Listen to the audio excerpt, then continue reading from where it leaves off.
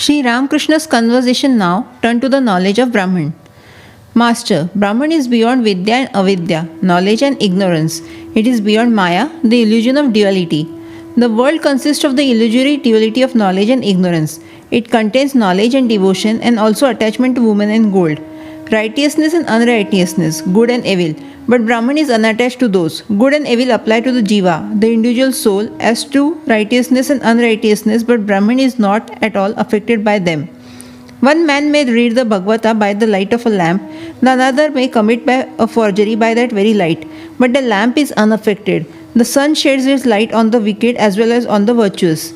You may ask, how then one can explain misery and sin and unhappiness? The answer is that apply only to the jiva. Brahman is unaffected by them. There is poison in a snake, but though others may die if bitten by it, the snake itself is not affected by the poison. What Brahman is cannot be described. All things in the world, the Vedas, the Puranas, the Tantras, the six systems of philosophy have been defiled like food that has been touched by the tongue, for they have been read or uttered by the tongue. Only one thing has not been defiled in this way, and that is Brahman. No one has ever been able to say what Brahman is. Vidyasagar to his friends, oh, that is a remarkable statement. I have learned something new today.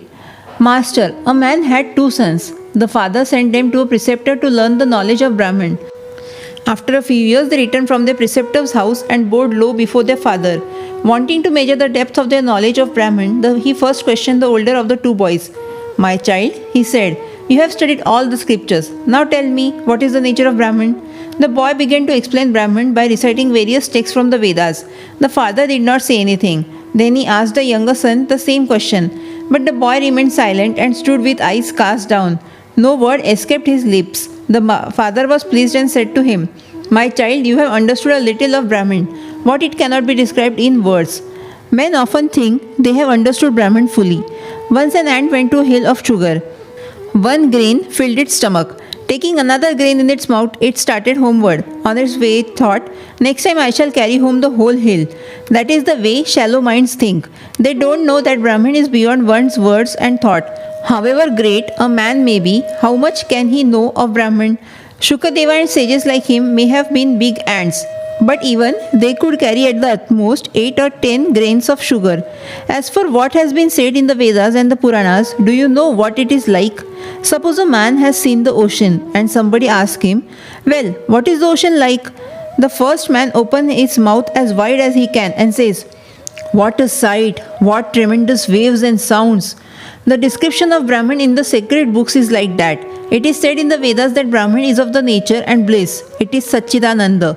Shuka and other sages stood on the shore of this ocean of Brahman and saw and touched the water. According to one school of thought, they never plunged into it. Those who do cannot come back to the world again.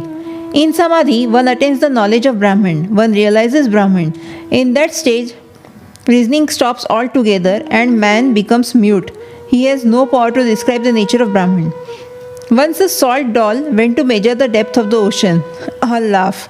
It wanted to tell others how deep the water was, but this it could never do, for no sooner had it got into the water than it melted. Now who was there to speak about the depth? A devotee. Suppose a man has obtained the knowledge of Brahman in Samadhi. Doesn't he speak any more? Master replied, Shankaracharya, one of the greatest philosophers of India, retained the ego of knowledge in order to teach others. After the vision of Brahman, a man becomes silent. He reasons about it as long as he has not realized it. If you heat butter in a pan on the stove, it makes a sizzling sound as long as the water it contains has not dried up. But when no trace of water is left, the clarified butter makes no sound. If you put an uncooked cake of flour in that butter, it sizzles again. But after the cake is cooked, all sound stops. Just so, a man established in Samadhi comes down to the relative plane of consciousness in order to teach others, and then he talks about God. The bee buzzes as long as it is not sitting on the floor. It becomes silent when it begins to sip the honey. But sometimes, intoxicated with the honey, it buzzes again. An empty pitcher makes a gurgling sound when it is dipped in water. When it fills up with water, it becomes silent. All laugh. But if the water is poured from it into another empty pitcher, then you will hear the sound again. The rishis of old attained the knowledge of Brahman. One cannot have this knowledge so long as there is the slightest trace of worldliness. How hard the rishis labored! Early in the morning, they would go away from the hermitage and spend the whole day in solitude, meditating on Brahman. At night, they would return to the hermitage and eat a little fruit or roots. They kept their minds aloof from the objects of sight, hearing, touch, and other things of a worldly nature. Only thus did they realize Brahman as their own inmost consciousness. But in the Kali Yuga, man, being totally dependent on food for life, cannot altogether shake off the idea that he is the body.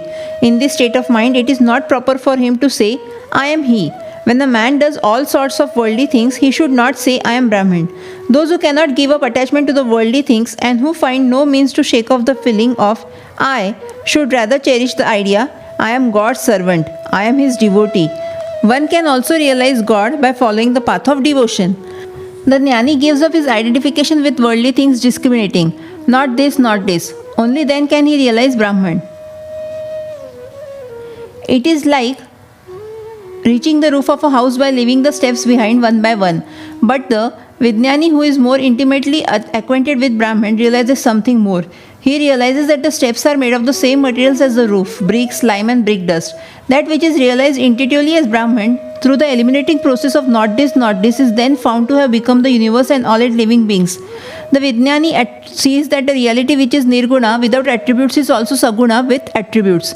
A man cannot live on the roof a long time. He comes down again. Those who realize Brahman is Samadhi come down also and find that it is Brahman that has become the universe and its living beings. In the musical scale there are the notes Sa, Re, Ga, Ma, Pa, Dha, Ni. But one cannot keep one voice on Ni a long time. The ego does not vanish altogether. The man coming down from Samadhi perceives that it is Brahman that has become the ego, the universe and all living beings. This is known as Vijnan. The path of knowledge leads to truth, as does the path that combines knowledge and love. The path of love too leads to this goal. The way of love is as good as the way of knowledge. All paths ultimately lead to the same truth. But as long as God keeps the feeling of ego in us, it is easier to follow the path of love. The Vijnani sees that the Brahman is immovable and actionless, like Mount Sumeru. This universe consists of the three gunas, Sattva, Rajas and Tamas. They are in Brahman, but Brahman is unattached. The Vijnani further sees that what is Brahman is the Bhagwan, the personal God. He who is beyond the three gunas is the Bhagwan, with his 6 supernatural powers. Living beings, the universe, mind, intelligence, love, renunciation, knowledge, all these are the manifestations of his power. With a laugh, if an aristocrat has neither house nor property, or if he has been forced to sell them, one doesn't call him as an aristocrat anymore. All laugh. God is endowed with the 6 supernatural powers. If he were not, who would obey him? All laugh. Just see how picturesque this universe is. How many things there are. The sun, moon, stars. How many varieties of living beings, big and small, good and bad, strong and weak. Some endowed with more power, some with less. Vidyasagar, has God endowed some with more power and others with less? Master replied, as the all-pervading spirit, God exists in all beings, even in an ant. But the manifestations of his power are different in different beings. Otherwise, how can one person put 10 to flight while other cannot face even one? And why do all people respect you? Have you grown a pair of horns? There is laughter. You have more compassion and learning. Therefore, people honor you and come to pay you their respects. Don't you agree with me? Vidyasagar smiled. Master continued, there is nothing in mere scholarship. The object of study is to find means of knowing God and realizing Him. A holy man treasured a book. When asked what it contained, he opened it and showed that on all the pages were written the words Om Ram and nothing else. What is the significance of the Gita? It is what you find by repeating the word 10 times. It is then reversed into Tyagi, which means a person who has renounced everything for God. And the lesson of the Gita is, O man, renounce everything and seek God alone. Whether a man is a monk or a householder, he has to shake off all attachment from his mind. Chaitanya Dev set out on a pilgrimage to southern India. One day he saw a man reading the Gita. Another man seated at a distance was listening and weeping. His eyes were swimming in tears. Chaitanya Dev asked him, do you understand all this? The man said, no, revered sir, I don't understand a word of the text. Then why are you crying? Asked Chaitanya. The devotee said, As I listen to the book, I see Arjun's chariot before me. I see Lord Krishna and Arjun seated in it, talking. I see all this and I weep.